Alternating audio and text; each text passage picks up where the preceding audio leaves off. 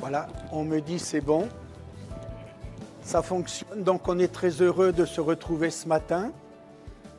Que Dieu bénisse notre frère Daniel, il est absent ce matin, mais il se trouve dans une autre assemblée rouennaise. Que Dieu le bénisse là où ils sont. Et nous croyons que Dieu va étendre ses bonnes mains sur eux. Alléluia. Donc, comme nous avons l'habitude, on va vous proposer un témoignage ce matin. Et il est vrai que nous aimons rendre témoignage personnellement. Nous aimons parler de Jésus. Jésus, c'est le Maître. Jésus, c'est le Tout-Puissant. Il nous aime. Alors, on va écouter ce témoignage. Vous voulez bien ? Allez, on veut être attentif et ensuite, je vais laisser la place au groupe de louanges, d'adoration. Nous sommes venus adorer le Seigneur. Peut-être qu'il serait bon que nous prions ensemble afin de préparer ce culte, afin que nos cœurs soient ouverts et disposés à la grâce de Dieu. Alors, on va incliner nos fronts devant le Seigneur, surtout notre cœur.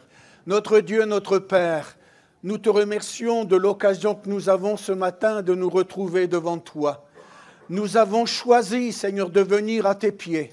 Nous avons choisi, Seigneur, de venir, Seigneur, écouter ta parole, parce que ta parole est la vérité. Merci, Seigneur, parce que tu es le Dieu qui ne change pas.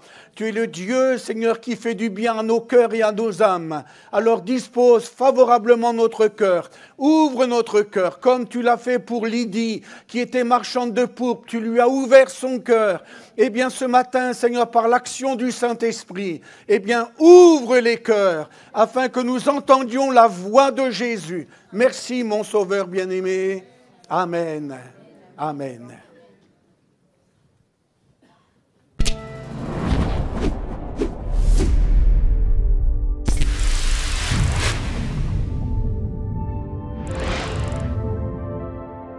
Ma mère m'a raconté la chose suivante. Alors que j'étais un bébé prématuré, mon grand-père est venu me visiter, il s'est penché sur moi et puis sa réaction a été « Qu'est-ce qu'il est moche ce bébé, il ne va pas vivre, il va mourir ». Cette parole a, je le crois en tout cas, créé beaucoup de peur en moi, avec d'autres événements qui se sont rajoutés, notamment un père qui était un homme dépressif, qui ne parlait pas. Et je trouvais là toujours des bras qui étaient fermés. Je me souviens également de ce temps où je me retrouvais au collège, au lycée. Ma peur était de faire mal aux autres et c'est pour ça que je n'osais pas frapper. Beaucoup de jeunes profitaient de ce que je ne me défendais pas pour montrer aux autres qu'ils étaient plus forts que moi. J'ai grandi donc avec toutes ces craintes, tous ces événements qui ont créé des peurs. J'avais peur de la mort, peur des autres, peur de m'exprimer. J'ai essayé beaucoup de plaire aux gens et de changer pour que les gens m'apprécient tel que je suis. Et alors que j'étais en cours d'allemand, j'étais pas très bon en allemand. J'avais décidé d'apprendre mon texte par cœur et d'avoir une bonne note. J'étais fier de ce que j'avais produit alors qu'est venu le rendu des copies en allemand. La prof d'allemand m'a regardé et m'a dit « Je sais que vous êtes incapable de produire un tel résultat. Pour moi, vous avez copié sur votre voisin. Je vous ai barré le 18 et je vous ai mis un 0. » Autant d'événements qui m'ont fait penser, en tout cas de moi-même, que j'étais incapable, jusqu'au jour où je suis rentré dans l'église et où on m'a dit que Jésus m'aimait comme j'étais. Je me suis rendu compte que je n'avais pas besoin d'être quelqu'un d'autre pour être apprécié. Et j'ai donc ouvert mon cœur à Jésus. Une paix est venue en moi. Je savais que j'étais aimé. Je savais au travers de Jésus que je pouvais également me précipiter dans les bras de celui qui était devenu mon papa, des bras qui toujours étaient ouverts pour moi. Dieu, peu de temps après, m'a appelé dans les quartiers difficiles. Quelle est ma joie lorsque je vois des enfants se précipiter dans mes bras pouvant s'ouvrir à eux et les serrer en leur disant eh bien, que Dieu les aime. Et j'aime ce texte d'Ésaïe chapitre 54 qui dit entre autres élargis l'espace de ta tente, même si les collines chancellent ou si les montagnes se déplacent, mon amour ne changera jamais pour toi. Dieu a été fidèle pour moi.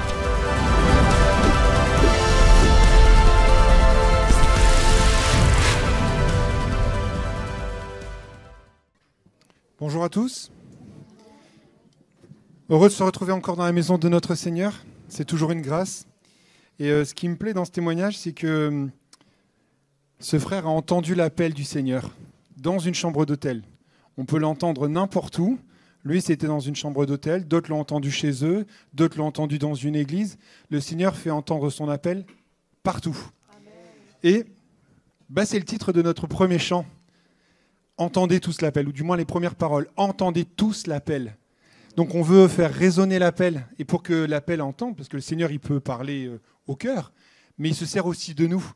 Et donc on veut faire résonner l'appel du Seigneur par nos voix, par notre chant, par notre témoignage. Donc ce matin, n'hésitons pas à faire retentir l'appel du Seigneur.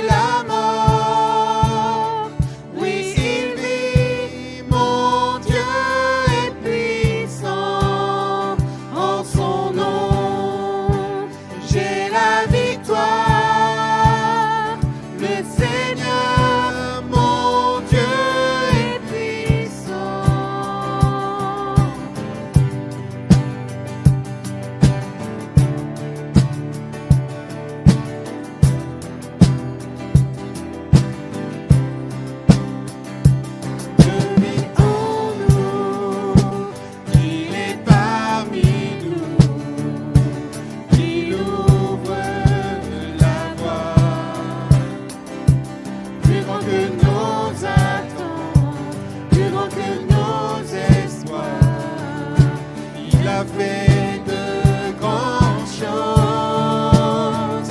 Élevé, il a vaincu la mort. Oui, il vit, mon Dieu est puissant. En son nom, j'ai la victoire.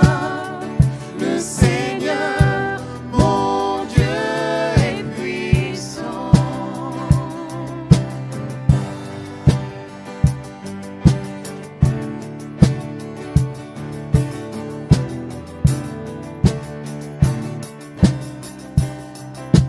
Dieu est ici, sa grâce nous conduit, il ne s'éloigne jamais, il ne s'éloigne jamais. Dieu est pour nous, ses bras sont ouverts, il nous tient dans sa main, il nous tient dans sa main. Élevé, il a vaincu la mort. Oui, il vit, mon Dieu est puissant. En son nom, j'ai la victoire. Le Seigneur, mon Dieu est puissant.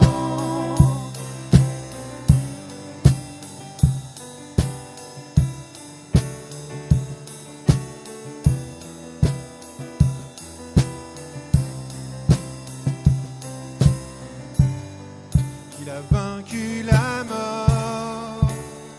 Oui, il vit, mon Dieu est puissant. En son nom, j'ai la victoire. Le Seigneur, mon Dieu est puissant. Élevé, il a vaincu la mort.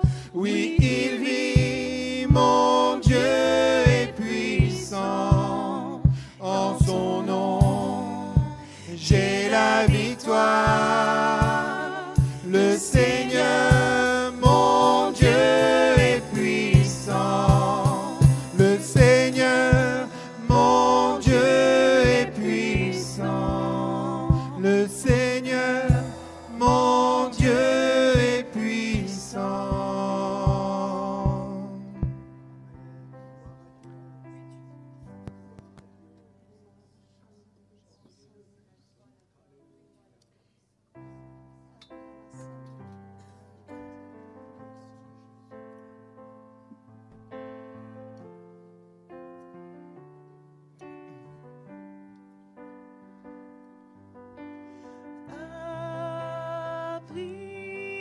Abrite-moi sous tes ailes, couvre-moi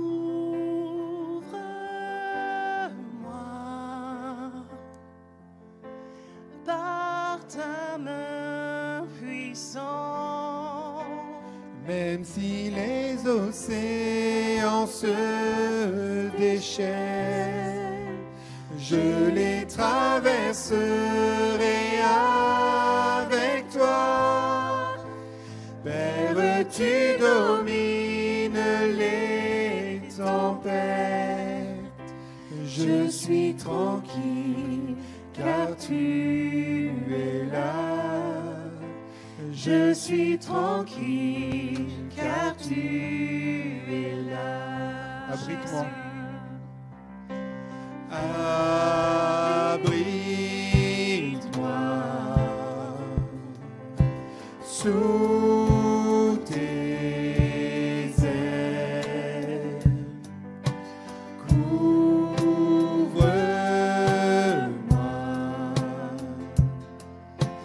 par ta main puissante. Même si les océans se déchaînent, je les traverserai avec toi. Père, tu domines les tempêtes. Je suis tranquille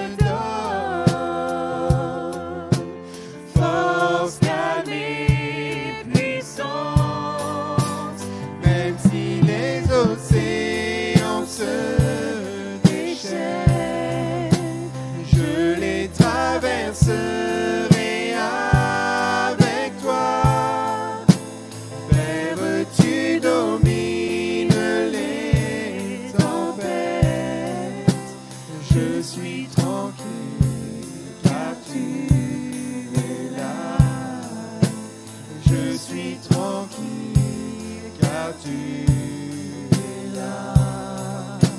Même si les océans se déchaînent, je les traverserai avec toi.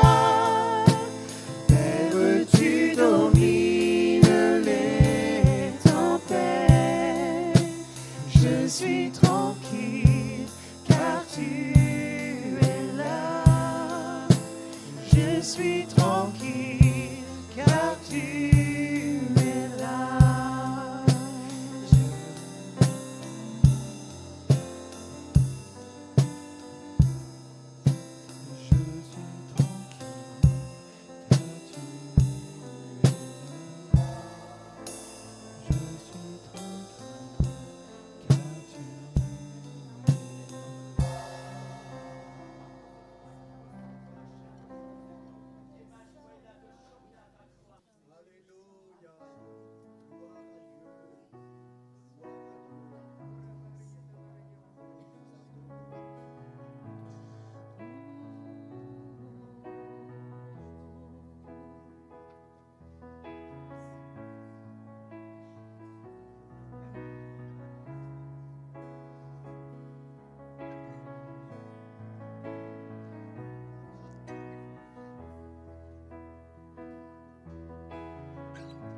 L'immensité de ta grandeur me montre que je ne suis rien. Mais quand tu façonnais la terre, j'étais déjà près de ton cœur. Tu m'aimais avant que je sois, et pour moi tu as tout donné. Toi seul pouvais me libérer. C'est pourquoi je veux t'adorer. Toi seul est digne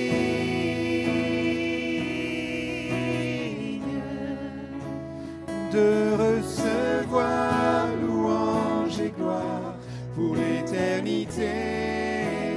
Toi seul est digne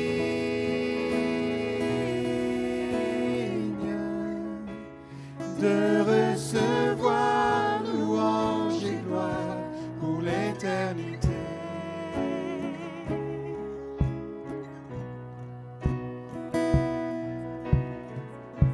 Dans ta présence, je me tiens, car tu as ce dont j'ai besoin. La joie, la vie et le bonheur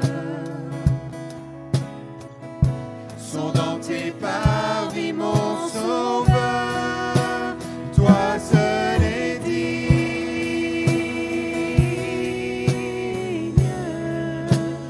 de recevoir louange et gloire pour l'éternité. Toi seul est digne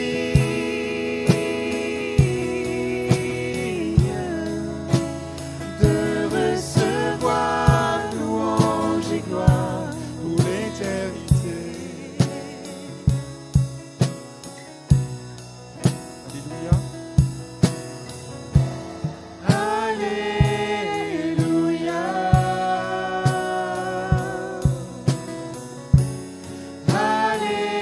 Alléluia.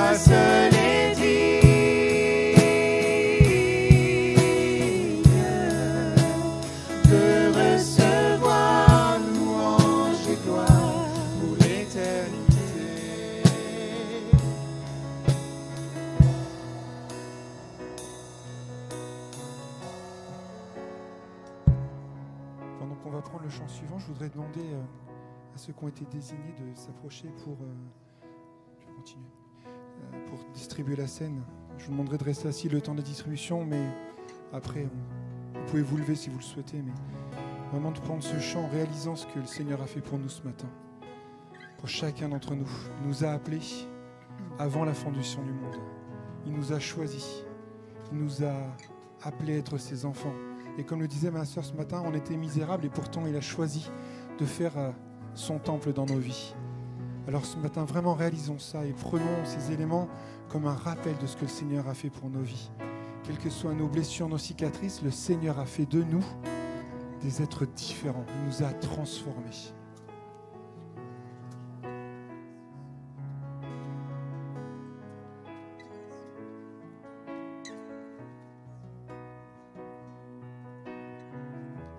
Seigneur, tu me cherches, tu me connais.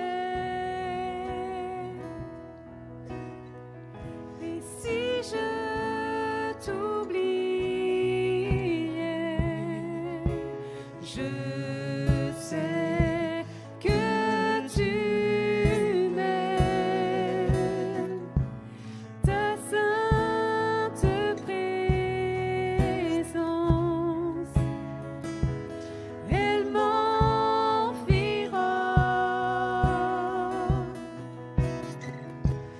À chaque moment, je sais que tu m'aimes. Je sais que tu m'aimes. À la croix, je me prosterne, où ton sang coula pour moi. Aucun amour n'est plus grand. Tu as gagné sur la mort, ta gloire remplit les lieux très hauts. Rien ne peut nous séparer. Tu marches devant moi, tu gardes mes pas. Ta main me soutient. Je sais que tu m'aimes. Je sais que tu m'aimes.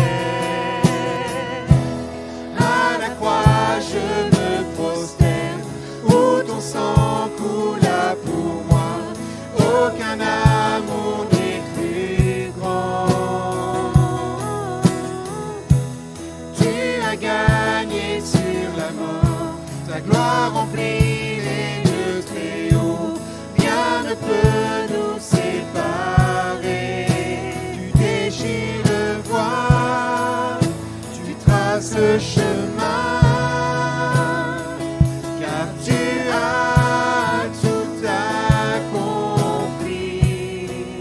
Tu déchires le voile, tu traces le chemin, car tu as tout accompli.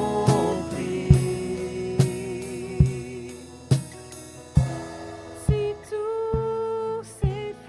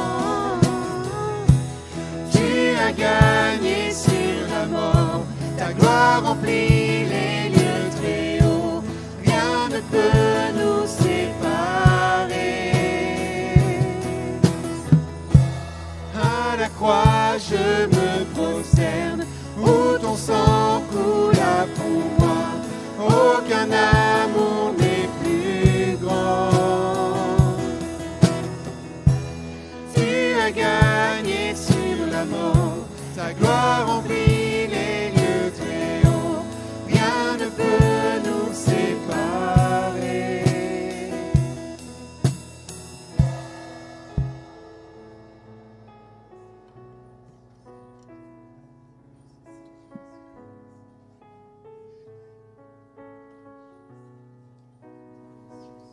Seigneur, ce matin, moi aussi, je veux lever ma voix devant toi.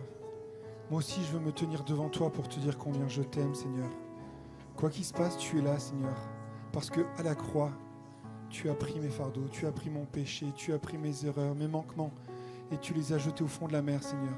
Tu as fait de moi ton enfant. Tu as fait de moi un enfant racheté par grâce, Seigneur. Je ne méritais rien de tout ça, mais Seigneur, tu m'as donné ton amour, tu m'as donné ta patience, ta bienveillance, ta bonté, Seigneur. Toutes ces choses, Seigneur, tu veux les inclure dans ma vie, alors merci. Merci pour ce que tu as fait. Merci pour cette grâce. Merci pour cette bénédiction, Seigneur. Et ce matin, je veux vraiment laisser éclater la louange qui sort de mon cœur, Seigneur, et te dire combien je t'aime. Quelle bénédiction, Seigneur, de pouvoir être compté dans les enfants de Dieu, Seigneur Jésus. Alors, sois loué, sois béni. Merci pour ce temps, Seigneur. Merci pour tous ces moments, Seigneur, que nous pouvons passer sous ton regard où tu nous bénis, Seigneur. Merci parce que c'est une grâce, Seigneur. Alors, sois béni, mon Jésus. Amen. Voilà, on est heureux de se retrouver ce matin dans la présence du Seigneur. Je vais dire Alléluia pour vous. Hein? Béni soit le nom de Jésus. Chaque fois, je le répète, mais c'est une grande réalité. Qui que tu sois, Jésus t'aime. Hier après-midi, je rencontrais mon voisin et ma voisine qui traversent des moments difficiles et j'ai pu leur dire, surtout à l'épouse, Jésus t'aime. Jésus t'aime. Mais peut-être que quelqu'un me dira ce matin, si Jésus m'aimait, il ne me laisserait pas dans mes soucis, dans mes tempêtes. Non, Jésus ne veut pas te laisser dans tes soucis ni dans tes tempêtes. Il veut venir à ton secours. Et comme nous dit si bien le psaume 46, Dieu est pour nous un refuge, un secours et un appui qui ne manque jamais dans la détresse. Nous le croyons et nous le confessons. Jésus est le même hier, aujourd'hui et éternellement. Et en lui, il n'y a ni changement, ni ombre de variation. Et nous confessons la victoire de Christ ce matin. Non, tu n'es pas abandonné. Jésus t'aime. Jésus t'aime. Et c'est vrai que les cantiques que nous avons chantés ensemble nous montrent vraiment que Jésus nous aime. Alors je voudrais voir ce matin avec vous la maison de Béthanie. Votre maison. C'est vrai, quand on termine la journée, on dit « je rentre à la maison ». Non pas au bistrot. Mais je rentre à la maison. C'est notre lieu. C'est là où nous aimons être, normalement.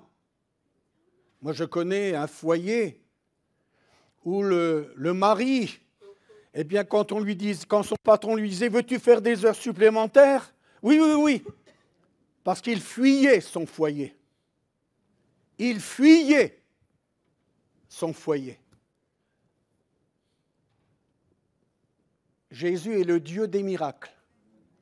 Rien n'est impossible au nom merveilleux de Jésus. Alors, je voudrais voir avec vous la maison de Béthanie. Et la maison de Béthanie, ils étaient 3 dans la maison de Béthanie. Il y avait Marthe, Marie et Lazare. C'était une maison formidable. Mais un jour, Lazare va tomber malade et puis il va être vite fait, terrassé, il va mourir. Alors mettons-nous à la place de Marthe, Marie. Ils perdent leur frère. Alors on va découvrir ensemble et j'aimerais voir certaines choses avec vous. C'est vrai qu'ils vont passer par l'épreuve. On n'aime pas ce mot « épreuve ». Le peuple d'Israël, pendant 40 ans, a marché dans le désert. C'était difficile, très difficile. Mais Dieu a vu réellement ce qu'il y avait dans leur cœur. Comme ce matin, Dieu voit ce qu'il y a dans ton cœur. Qu'est-ce qu'il y a dans ton cœur ce matin? De la rébellion, de l'amour, oh, qu'il puisse avoir de la reconnaissance. En disant comme le psaume 103, vous le connaissez bien, « Mon âme bénit l'Éternel et n'oublie aucun de ses nombreux bienfaits. » Oui, je veux bénir le Seigneur ce matin. Alors on va faire une longue lecture. Ça ne vous ennuie pas? Une longue lecture, on va lire ensemble. Je regarde 46 versets. Vous allez tenir le choc jusqu'au bout, personne ne va s'endormir. 46 versets. Hein? Allez, Jean 11, Évangile de Jean, chapitre 11, verset 1er.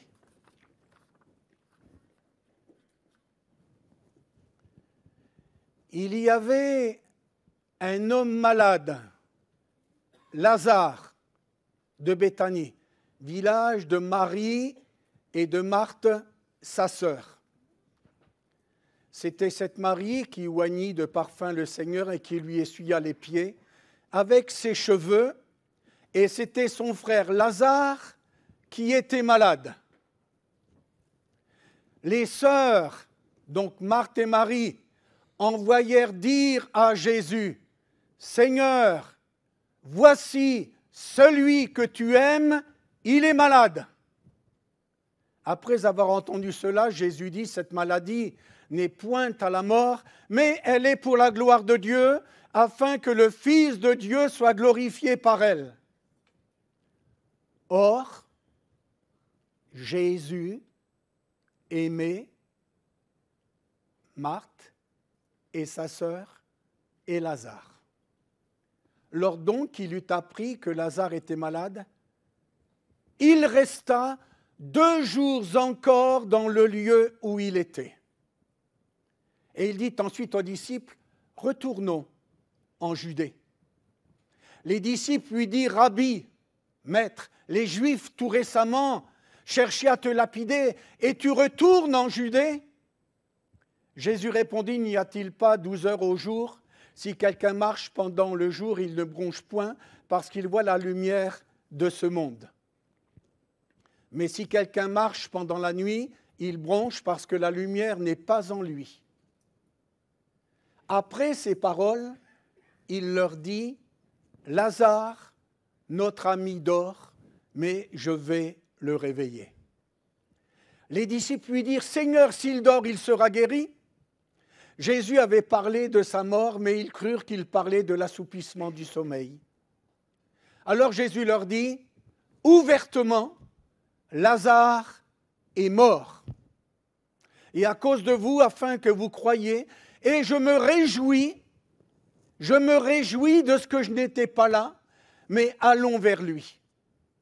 Sur quoi Thomas, appelé Didyme, dit aux autres disciples, allons aussi, afin de mourir avec lui. Jésus étant arrivé, trouva que Lazare était déjà depuis 4 jours dans le sépulcre. Et comme Béthanie était près de Jérusalem, à 15 stades environ, c'est-à-dire 3 kilomètres, beaucoup de Juifs étaient venus vers Marthe et Marie pour les consoler de la mort de leur frère. Lorsque Marthe apprit que Jésus arrivait, elle alla au-devant de lui, tandis que Marie se tenait assise à la maison. Marthe dit à Jésus, « Seigneur, si tu eusses été ici, mon frère ne serait pas mort. Mais maintenant même, je sais que tout ce que tu demanderas à Dieu, Dieu te l'accordera. » Jésus lui dit, « Ton frère ressuscitera. » Je sais, lui répondit Marthe, qu'il ressuscitera à la résurrection au dernier jour. Jésus lui dit, « Je suis la résurrection et la vie. Celui qui croit en moi vivra quand même, il serait mort. Et quiconque vit et croit en moi ne mourra jamais. Crois-tu cela ?» Elle lui dit, « Oui, Seigneur, je crois que tu es le Christ, le Fils de Dieu, qui devait venir dans le monde. » Ayant ainsi parlé, elle s'en alla, puis elle appela secrètement Marie, sa sœur, et lui dit, « Le Maître est ici, et il te demande. » Dès que Marie eut entendu, elle se leva promptement et alla vers lui. Car Jésus n'était pas encore entré dans le village, mais il était dans le lieu où Marthe l'avait rencontré. Les Juifs qui étaient avec Marie dans la maison et qui la consolaient, l'ayant vue se lever promptement et sortir, la suivirent, disant « Elle va au sépulcre pour y pleurer. » Lorsque Marie fut arrivée là où était Jésus et qu'elle le vit, elle tomba à ses pieds et lui dit « Seigneur, si tu eusses été ici, mon frère ne serait pas mort. » Jésus, la voyant pleurer, elle et les Juifs qui étaient venus avec elle, frémit en son esprit et fut tout ému. Et il dit, « Où l'avez-vous mis ?» Seigneur, lui répondirent-ils, « Viens et vois. » Jésus pleura. Oui, Jésus pleura. Sur quoi les Juifs dirent, « Voyez comme il l'aimait. » Et quelques-uns d'entre eux dirent, « Lui qui a ouvert les yeux de l'aveugle, ne pouvait-il pas faire aussi que cet homme ne mourût point ?» Jésus, frémissant de nouveau en lui-même, se rendit au sépulcre. C'était une grotte et une pierre était placée devant. Jésus dit, « Ôtez la pierre. » Marthe, la sœur du mort, lui dit, « Seigneur, il sent déjà, car il y a 4 jours qu'il est là. » Jésus lui dit, « Ne t'ai-je pas dit que si tu crois, eh bien tu verras la gloire de Dieu. » Ils ôtèrent donc la pierre et Jésus leva les yeux en haut et dit, « Père, je te rends grâce de ce que tu m'as exaucé. Pour moi, je savais que tu m'exauces toujours, mais j'ai parlé à cause de la foule qui m'entoure, afin qu'ils croient que c'est toi qui m'as envoyé. » Ayant dit cela, il cria d'une voix forte, « Lazare, sors !» Et le mort sortit, les pieds et les mains liés de bandes et le visage enveloppé d'un linge. Jésus leur dit, « Déliez-le et laissez-le aller. » Plusieurs des Juifs qui étaient venus vers Marie et qui virent ce que fit Jésus crurent en lui. Mais quelques-uns d'entre eux allèrent trouver les pharisiens et leur dire ce que Jésus avait fait. Amen. On va arrêter là notre lecture. Ah, notre cœur est bouillant avec ces paroles que nous venons de lire. Ta parole, Seigneur, est comme un feu dévorant dans notre cœur. Alors, comme je l'ai souligné tout à l'heure, j'aimerais m'intéresser à cette famille de Béthanie. Marthe, Marie et bien sûr Lazare qui est dans le tombeau, mais nous l'avons lu ensemble.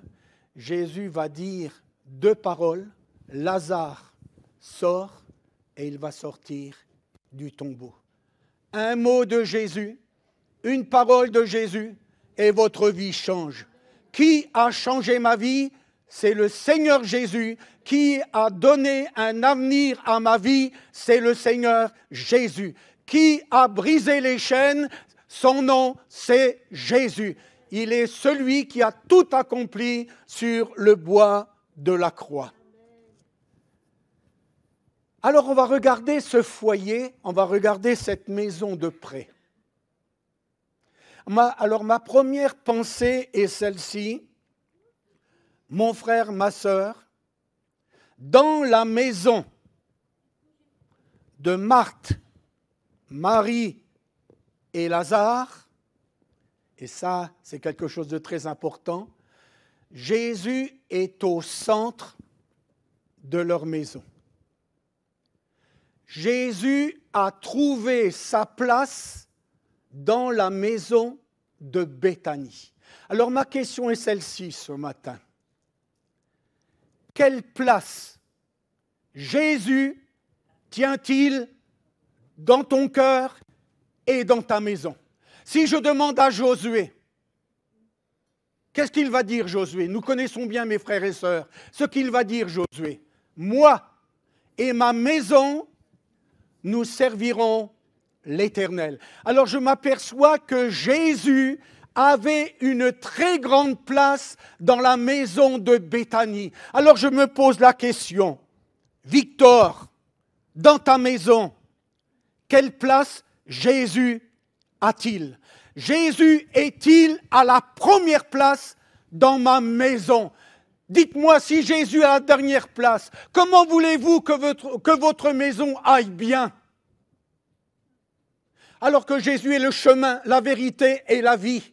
Que Jésus est le seul médiateur entre Dieu et les hommes. Et que sans lui, absolument, je ne peux rien faire. Alors ma première pensée est celle-ci, mon frère, ma sœur. Quelle place? Oui, Dieu veut t'interpeller ce matin. Quelle place Jésus a-t-il dans ta maison, et je dirais dans la maison de ton cœur? Où est Jésus? Quelle place tient-il? C'est important. Bien sûr, ils vont passer par l'épreuve, mais Jésus ne va pas les abandonner. Et c'est quelque chose de glorieux. Nous nous rappelons que lorsque Jésus est né, la Bible nous le dit bien, il n'y avait pas de place pour eux dans l'hôtellerie.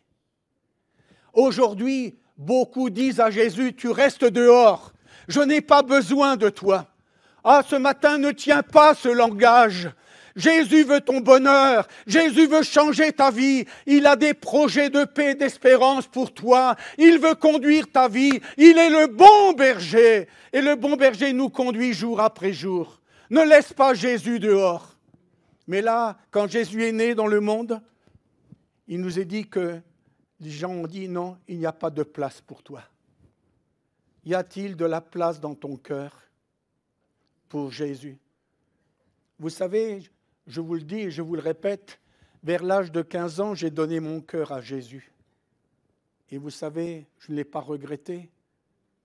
Dieu a conduit ma vie. Dieu a conduit ma vie. Je lui ai remis ma vie. Et le monde passe et sa convoitise aussi. Mais celui qui fait la volonté de Dieu, il demeure éternellement. Alors vous me suivez bien, mon frère, ma sœur? Dans la maison de Béthanie, Jésus avait la place d'honneur. Il était en premier, béni soit le Seigneur. Alors la deuxième chose que je voudrais souligner dans ce texte, parce que c'est très important, mon frère, ma sœur, savez-vous comment Jésus est appelé dans cette famille?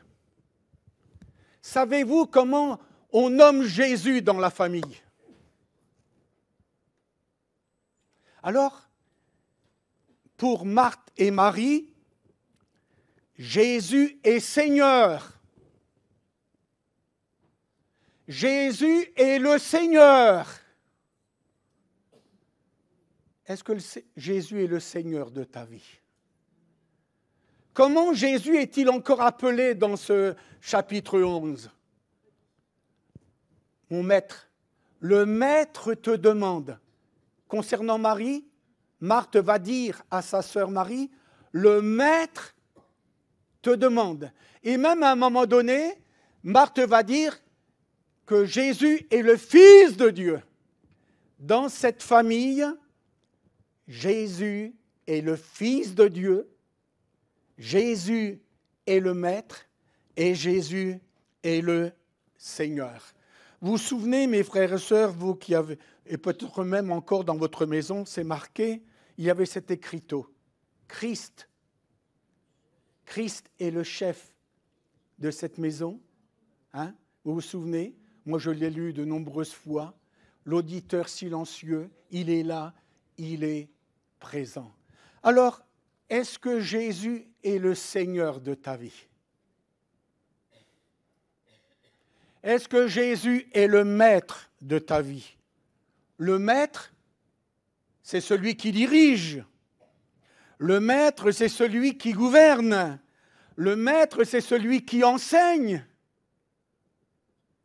Vous savez, si je regarde le monde d'aujourd'hui, toutes les valeurs sont parties. Maintenant, d'ailleurs, la Bible nous le dit que dans le monde, maintenant, on appelle le mal bien.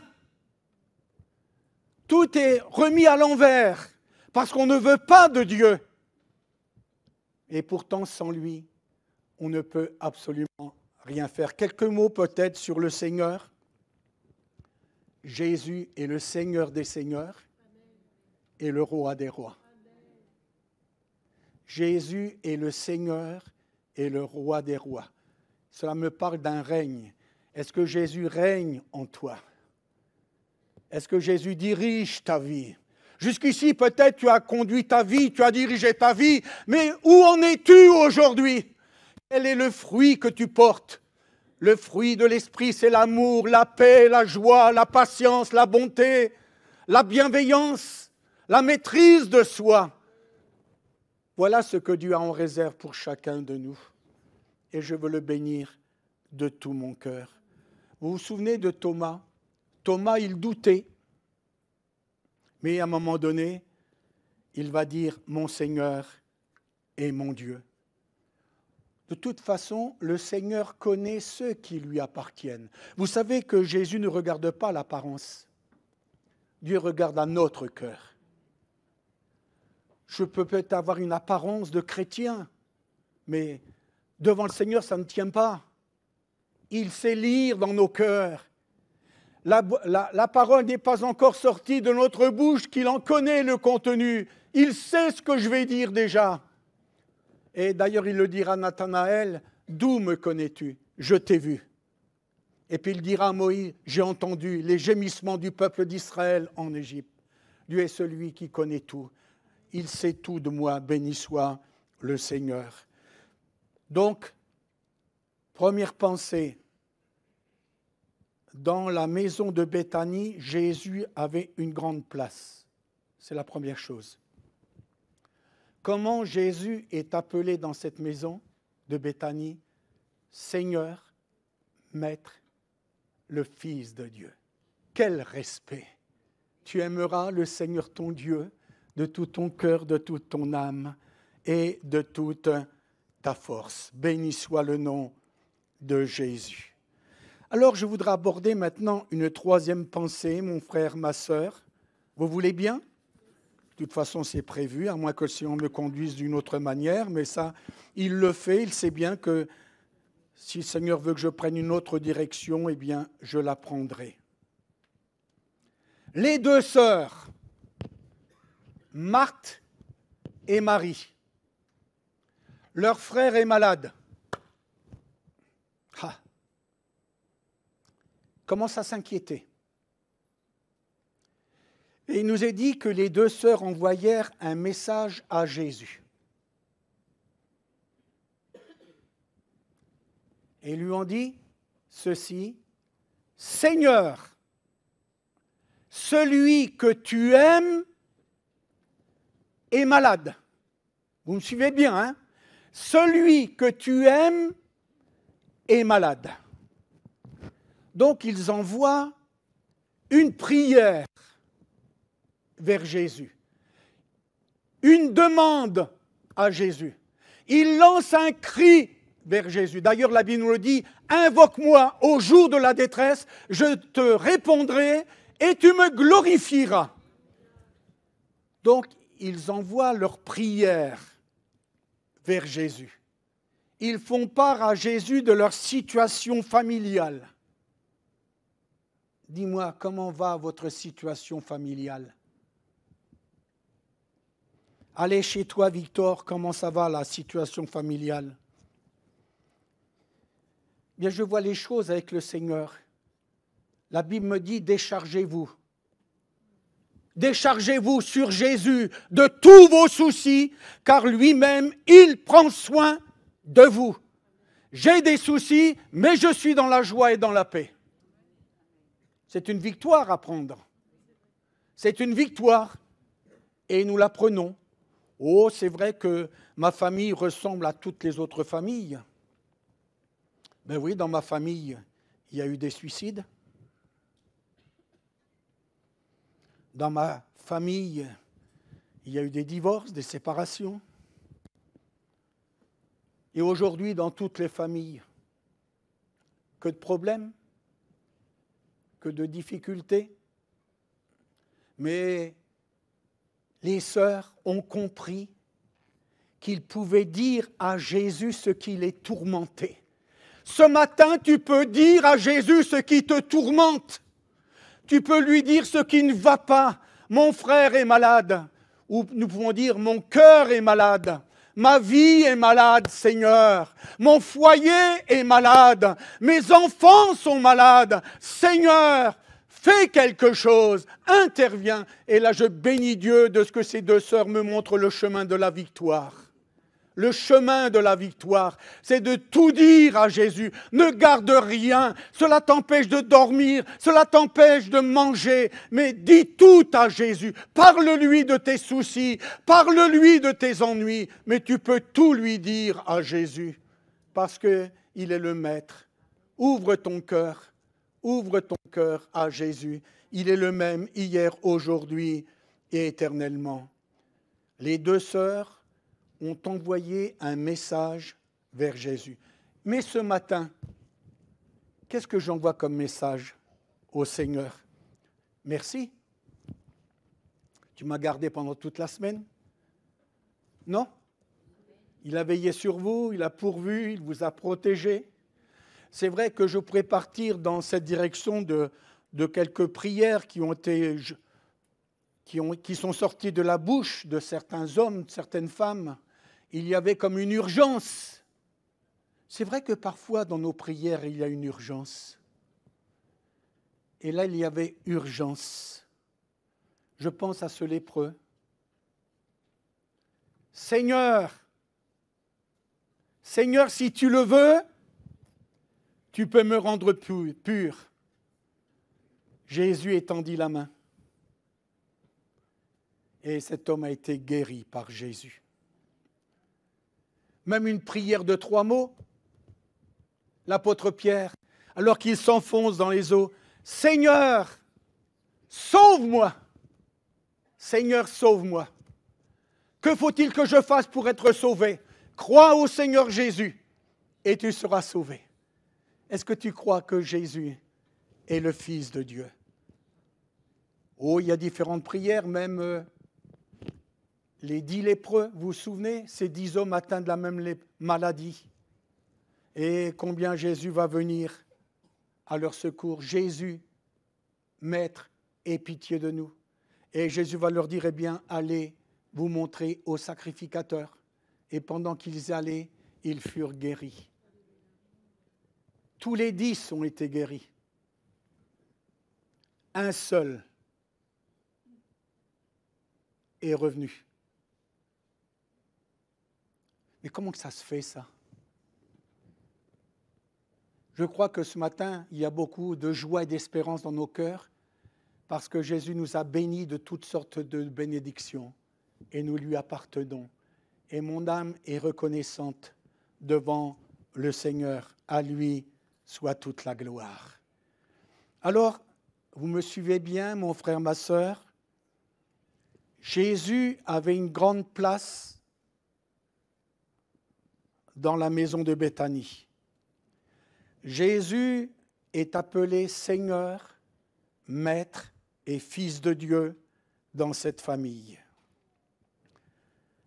Les deux sœurs vont envoyer un message, une prière, une demande à Jésus. Quatrièmement, parce que c'est très intéressant ce que la Bible nous dit. Oui, l'Écriture le précise. que Jésus ne va pas répondre. Jésus ne va pas répondre tout de suite. Et ça nous inquiète. Je me souviens de ce jeune homme qui disait « J'ai prié Dieu, je l'ai prié plusieurs fois, mais je n'ai pas de réponse. Je n'ai pas de réponse. » Ces deux sœurs aimaient particulièrement Jésus. Et la Bible nous dit que Jésus les aimait aussi. Jésus les aimait, c'était un amour réciproque. Ils aimaient Jésus. Et c'est vrai que Jésus dira à l'apôtre Pierre, m'aimes-tu, Pierre, m'aimes-tu? Moi, je ne peux pas répondre à votre place, mais me concernant, je dis, Seigneur, tu sais que je t'aime. Je t'aime peut-être avec beaucoup de maladresse, mais je t'aime, Jésus. Je t'aime de tout mon cœur. Alors, voyez-vous, il n'y a pas de réponse de Jésus, c'est le silence. C'est l'épreuve. J'ai demandé à Jésus d'intervenir et il me semble qu'il ne fait rien. Et pourtant, nous avons ce que la Bible nous dit. Et ce verset, vous le connaissez bien, mon frère, ma sœur, je vous dis encore que si deux d'entre vous s'accordent sur la terre pour demander une chose quelconque, elle leur sera accordée par mon Père qui est dans les cieux. Marthe, Marie, elles sont deux, elles demandent à Jésus de faire quelque chose. Mais il n'y a pas de réponse de Jésus. C'est le silence de Dieu. Et c'est vrai que nous sommes appelés, parce que nous demandons, est-ce qu'il y a dans la Bible des exemples de silence? Ici, bien sûr, nous avons un grand exemple, parce que Jésus va venir que 4 jours après. Vous vous souvenez de la Cananéenne? Dans son foyer, ça n'allait pas du tout. Il y avait une jeune fille qui était tourmentée, donc il y avait beaucoup de choses de cassées dans la famille. Il est vrai qu'une fois, j'ai été appelé. C'est l'épouse qui m'a appelé en disant « Mon mari, il est en pleine folie. Dans la maison, il a cassé les meubles. » J'ai été le témoin. Aussitôt, j'y suis allé et j'ai vu que dans la maison, il y avait beaucoup de meubles de cassés. Le mari était passé par une certaine folie. J'ai prié avec l'épouse. Et c'est vrai que le mari est revenu après dans de bons sens. Mais ça a été difficile. Il y a eu un combat. Mais nous savons quand c'est le bon combat de la foi, eh bien, nous avons la victoire. Alors je reviens à cette Cananéenne. Sa fille est tourmentée. Alors elle dit, Jésus, aie pitié, viens à notre secours. Jésus ne lui répondit pas un mot. Quand c'est le silence de Dieu, c'est le silence de Dieu. Mais cette femme, elle va persévérer. Elle va persévérer. C'est vrai que Jésus va dire, je n'ai été envoyé qu'aux brebis, que vers les brebis d'Israël, mais elle a persévéré. Seigneur, tu vois, je te demande simplement les miettes qui tombent de la table.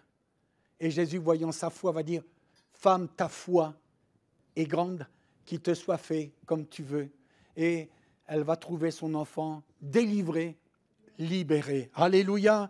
Alors, il est vrai que les silences de Dieu nous effraient, j'allais dire, parce qu'il est bien dit, demandez et vous recevrez. Je demande, mais il ne se passe rien.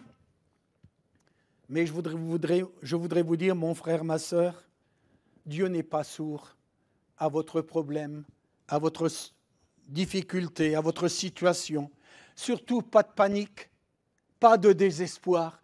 Parce que quand Dieu ne répond pas, on aurait tendance à être paniqué. Mais Seigneur, que fais-tu? Rappelons-nous que lorsque Jésus était dans la barque, il dormait. Et les apôtres étaient très inquiets. Ne t'inquiètes-tu pas de ce que nous périssons? Et ils ont réveillé Jésus. Jésus s'est levé et il va menacer le vent et la mer. faisons confiance au Seigneur. C'est vrai qu'il y a la prière persévérante. Béni soit le Seigneur. Et voyez-vous, je voudrais conclure ce point, même s'il n'y a pas de réponse tout de suite du Seigneur, on va le voir un peu plus loin, c'est que Dieu veut faire tout pour la gloire de son nom. Un jour, Jésus va obliger ses apôtres à passer de l'autre côté de la mer. Il y avait toute la traversée à faire.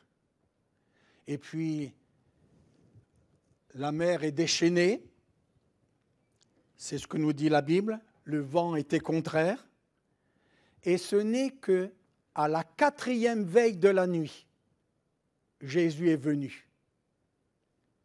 Mais que fait Jésus à la première veille? 2e, 3e. Jésus ne va venir qu'à la 4e veille. Et là, il va apparaître en marchant sur les eaux. Alors les apôtres, ils sont troublés. C'est un fantôme. Et Pierre, qui va toujours de l'avant, il va dire, mais Seigneur, si c'est toi, ordonne que j'aille vers toi en marchant sur les eaux. Et Jésus lui dit, viens. Pierre sortit de la barque et il marcha sur les eaux. Mais voyant que le vent était fort, il commença à s'enfoncer et il va crier, Seigneur, sauve-moi. Et Jésus va étendre sa main et il va le saisir.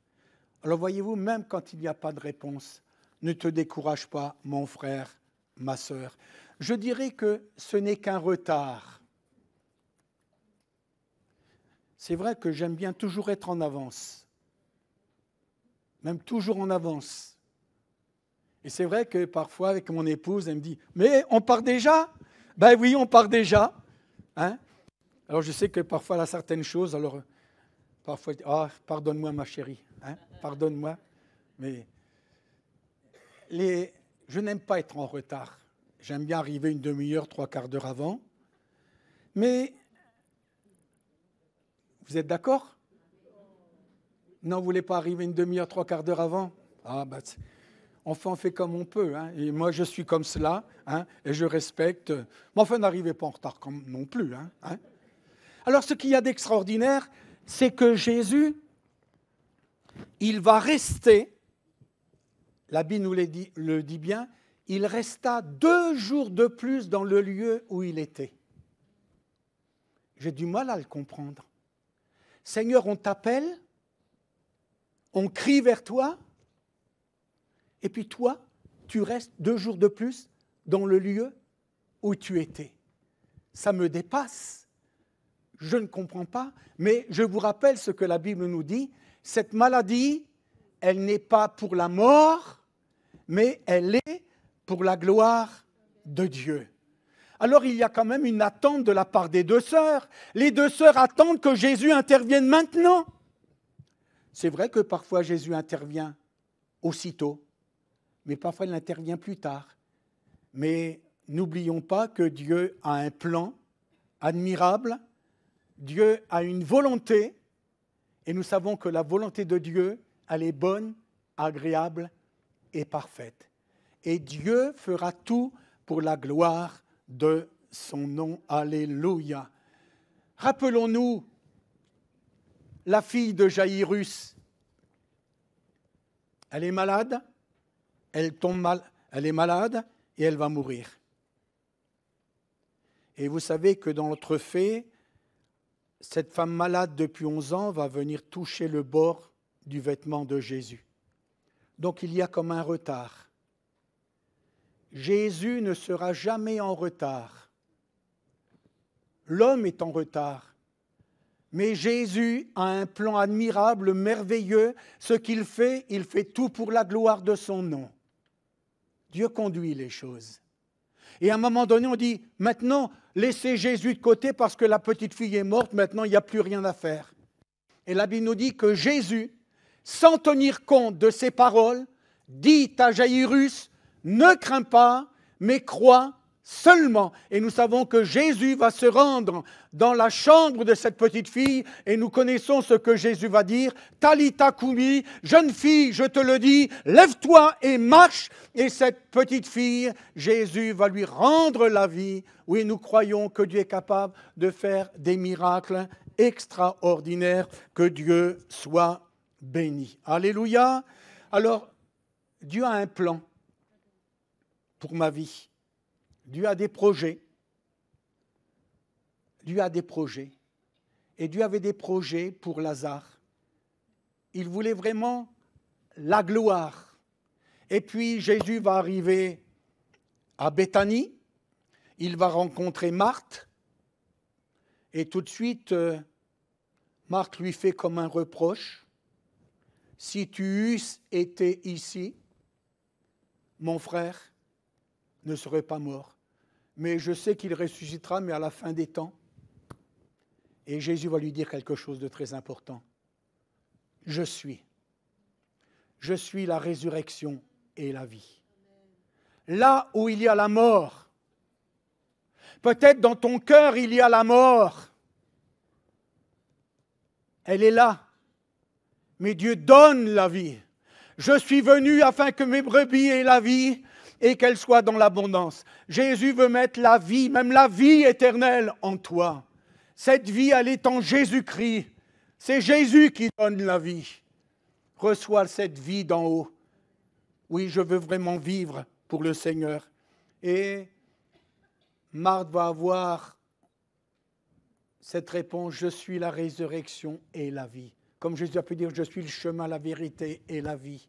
Je suis, il demeure éternellement. Ensuite, la Bible nous dit que Marthe va appeler Marie. Marie va venir. Et ce qu'il y a d'extraordinaire, c'est que Jésus va se trouver devant le tombeau. Oui, Jésus a pleuré. Jésus pleure. Il a pleuré sur la ville de Jérusalem. Même il dira, comme une poule rassemble ses poussins. J'ai voulu vous rassembler, mais vous ne l'avez pas voulu. Jérusalem, Jérusalem, toi qui tues les prophètes, qui te sont envoyés. J'ai voulu vous rassembler. Et pourtant, la Bible nous le dit, aujourd'hui, si vous entendez sa voix, eh bien, n'endurcissez pas votre cœur. Le cœur des enfants d'Israël s'est endurci. Alors Jésus va arriver devant le tombeau et il va demander qu'on ôte la pierre. On va ôter la pierre. Et puis, Jésus va dire 2 mots. Lazare, sors. Et le mort sortit. Oui, il viendra un moment où les morts en Christ entendront tous la voix du bon berger. Et nous serons pour toujours avec lui. La mort a été vaincue. Christ a vaincu la mort. Béni soit le nom de Jésus. Alors, ma conclusion, mon frère, ma sœur, je voudrais aller dans cette direction. Si parfois on trouve que Jésus tarde, si parfois je trouve qu'il y a un trop grand délai, qu'en est-il de moi? Parce que souvent je tarde. Voici, dira Jésus, je me tiens à la porte de ton cœur. Jésus, ce matin, il frappe à la porte de ton cœur. Que vas-tu lui dire?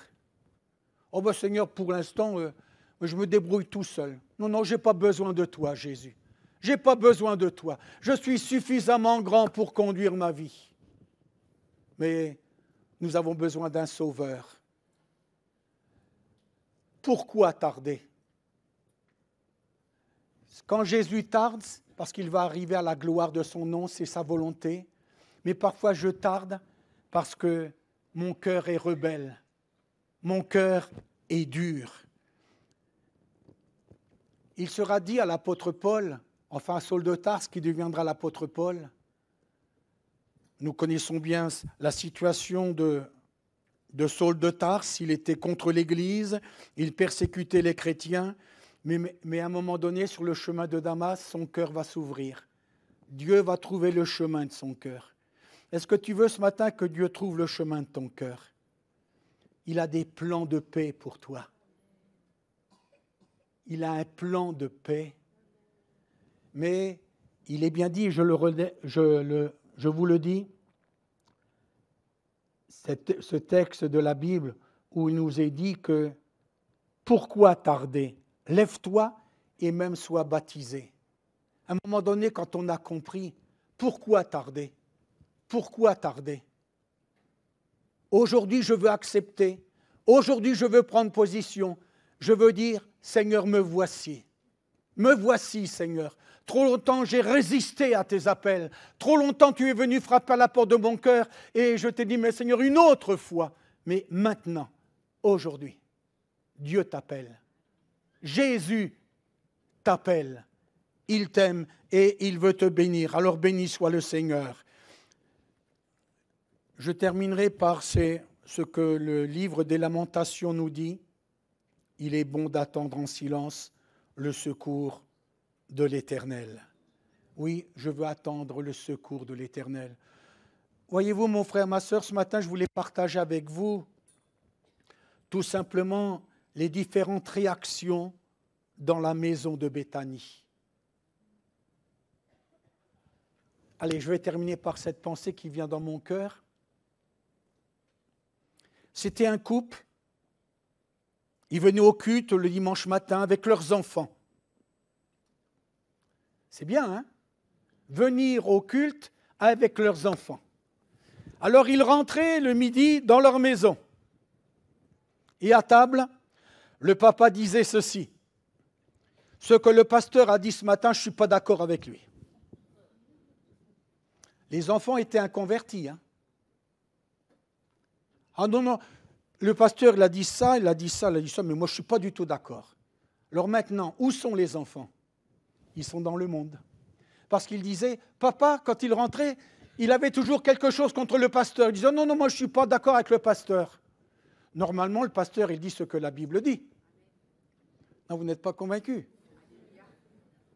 Moi, je veux rester biblique, hein, au travers de ce récit. Je veux rester biblique.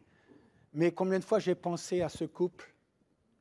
Je me suis dit, maintenant, les enfants, ils sont loin, égarés. Mais de la faute de qui? Il aurait dû dire, ah, le pasteur, c'était formidable ce matin. Oui, c'est formidable, hein?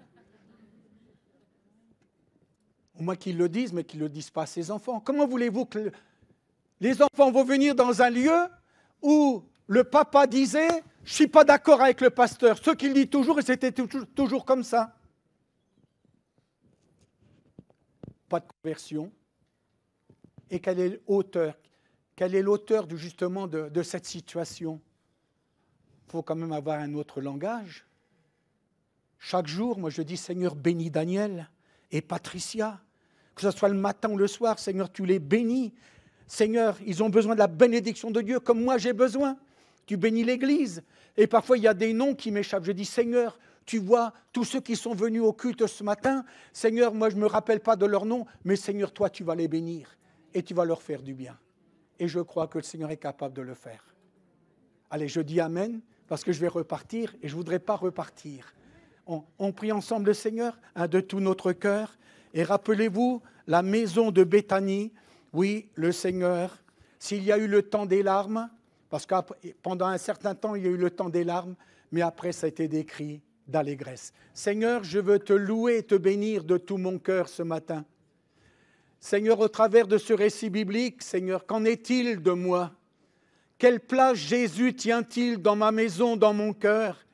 Est-il au centre de ma vie? Seigneur, c'est vrai que ce matin, je veux te dire que je t'aime, mais je veux te dire aussi que j'ai un cœur reconnaissant. N'es-tu pas celui qui a gardé ma famille, qui a protégé ma famille? Seigneur, je te loue et je t'adore. Merci parce que tu es le fidèle. Seigneur, tu es le fidèle. Tu ne permettras pas que notre pied chancelle. Seigneur, fais grâce encore. Bénis, Seigneur, mes frères et mes sœurs ce matin qui traversent des moments d'épreuve, de difficultés. Mais notre Dieu, tu es là. Tu es toujours là. Oui, nous le chantons parfois. Dieu est là. Dieu est là pour te bénir. Dieu est là pour te secourir, Oui, Jésus t'aime et Jésus veut te conduire plus loin. Fais-lui confiance au Seigneur. Appuie-toi sur le Seigneur ce matin. C'est le Dieu des miracles. À lui soit toute la gloire dans le précieux nom de Jésus. Amen. Amen.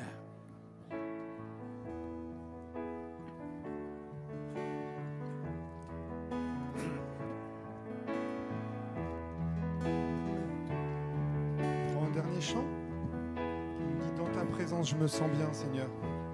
Ce matin, je me suis senti bien en présence de Dieu parce que le Seigneur m'a rappelé des choses. Le Seigneur m'a parlé ce matin, il m'a fait du bien, il m'a encouragé. Et ce matin, je voulais dire merci parce que ta présence est bienfaisante, mon Seigneur. Amen, merci Seigneur. Dans ta présence, je me sens bien.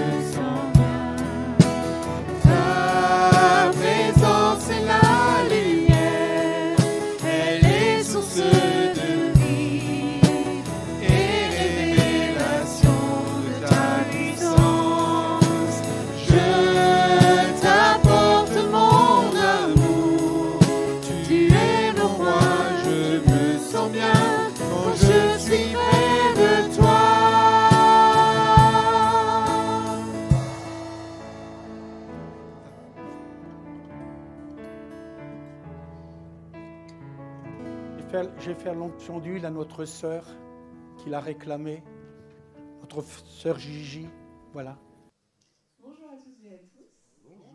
Alors, je vais déjà demander à Nathalie Kislik et à Hélène de venir, si possible, sur le devant. Comme ça, on va fluidifier les annonces, comme il y a pas mal d'interventions. Alors déjà, Daniel nous a mis un petit verset. Donc, que la grâce du Seigneur Jésus-Christ, l'amour de Dieu et la communion du Saint-Esprit soient avec vous tous, soient avec nous tous. Merci au Seigneur pour vraiment ces moments que nous avons passés ce matin. Alors, n'oubliez pas, le changement d'heure se fait la semaine prochaine, donc de la nuit du samedi à dimanche prochain. Donc, on gagne 1 heure de sommeil. Voilà. Alors, donc Daniel et Patricia sont à Oasis à Rouen aujourd'hui. Donc, on pense à eux, on les bénit. Alors, pour notre semaine de réunion, donc comme d'habitude, réunion de prière le mardi matin 8h45, le soir en Zoom à 19h. Le jeudi, on a la réunion psaume à 15h et le pray home en soirée. Le vendredi à 19h, ce sera les lettres donc, de Jacques en groupe. Et puis le samedi matin à 10h, ce sera le point sur les couples. Donc même si vous n'êtes pas venus la dernière fois, c'est pas grave. Donc la dernière fois, c'était un peu un diagnostic du couple. Alors là, je ne sais pas ce que Daniel et Patricia ont décidé d'aborder comme thématique, mais on abordera chaque samedi des thématiques différentes. Donc je vous encourage vraiment. On s'est fait beaucoup de bien et voilà, ça nous permet vraiment de réfléchir et de partager ensemble sur des problématiques et des préoccupations communes. Et le dimanche matin, eh bien, nous aurons notre culte donc, à 10h. Donc, on a mis 9h50 pour venir un petit peu plus tôt avec Samuel Dill. Voilà. Et donc, il n'y aura pas de GIB, mais il y aura la présentation de l'équipe du GIB. Donc, n'oubliez pas les animatrices et animatrices, oui, parce qu'on est une équipe 100% féminine, de venir. Voilà. Alors, notre frère, le pasteur Alain Lancel, est parti dans la gloire. Donc, le service aura lieu le vendredi 24 octobre à 10h au Tréport, donc dans l'église évangélique. Alors, donc petit point sur le camp de Livry avec le thème Sur la route. Donc c'est à partir de 18 ans, donc un camp pour les majeurs, qui aura lieu du 31 octobre au 2 novembre 2025. Donc il reste 50 places, donc ne tardez pas pour vous inscrire. Donc vous avez un petit QR code. Voilà, donc évidemment, tenez aussi au courant les responsables de jeunes. Donc je vais laisser aussi la place à Dorine pour nous parler de ECHO, qui est un autre événement qui aura lieu en 2026. Bonjour à tous. Du coup, une petite information pour les jeunes et les parents, surtout parce qu'on en a parlé hier aux jeunes. Il y aura le congrès ECHO qui se déroulera du coup du 15 au 17 mai 2026. Donc du coup, nous, on emmène vraiment le groupe de jeunes, donc à partir de 15 ans. Tous ceux qui font partie du groupe de jeunes, ou même si vous n'en faites pas partie, mais que vous avez 15 ans et plus, jusqu'à une certaine limite. N'hésitez pas à venir me voir si vous n'êtes pas si vous n'avez pas reçu les informations que j'ai transmises aux jeunes. Et surtout, du coup, pour les parents, n'hésitez pas à solliciter les jeunes. Ils ont reçu un document que je leur ai envoyé avec une date butoir d'inscription qui est dimanche prochain. Tout simplement parce qu'il faut qu'on réserve les hôtels. En fait, ce congrès, il est national. Il y a environ 6000 jeunes qui y participent. Et là, les hôtels commencent à être très, très, très remplis autour du Zénith.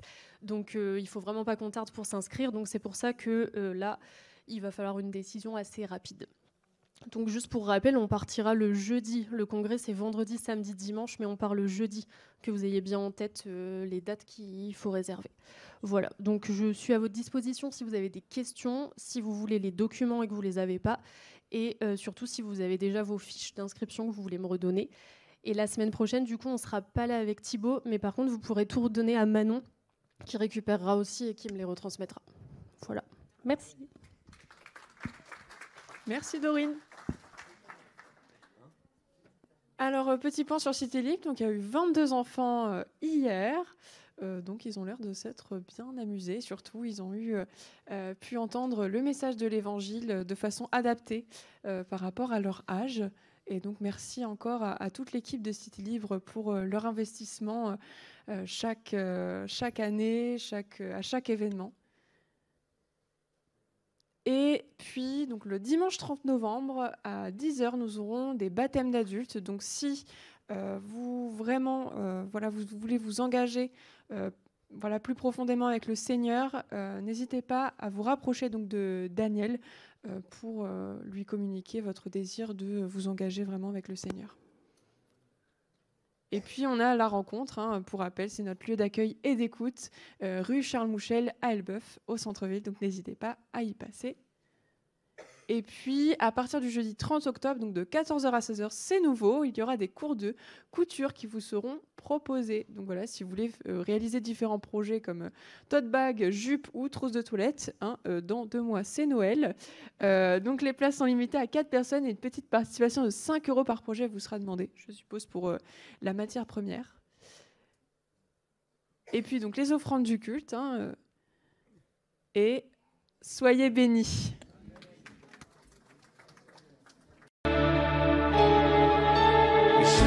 Proclamer le nom de Jésus